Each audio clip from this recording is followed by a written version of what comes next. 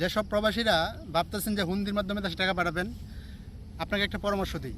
যদি আপনার পারিবারিক বিশেষ কোনো প্রয়োজন না পড়ে, হুন্দির মাধ্যমে আপনি টাকা দিয়েন না, আপাতত টাকা দেওয়া বন্ধ রাখেন। কারণ হচ্ছে গিয়ে ইতিমধ্যে কিন্তু ডলারের দাম খোলা বাজারে 5 টাকা বাড়ছে, আর ব্যাংকে বাড়ছে 2 টাকা 40 পয়সা, এবং সরকারি সেটা বাড়াইছে।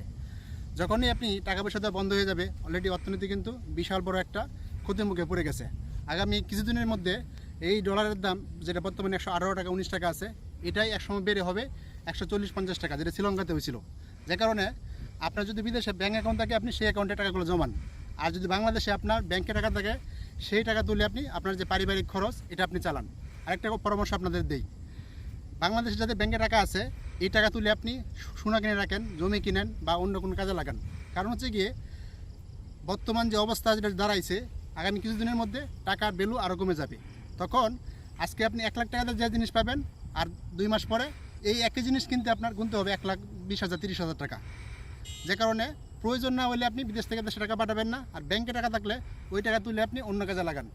শ্রীলঙ্কাতে এই কাজটাই হয়েছিল, এবং আপনিও এইটার সাক্ষী হবেন অল্প কয়েকদিনের মধ্যেই, এবং আগামী 1 থেকে 2 মাসের মধ্যে।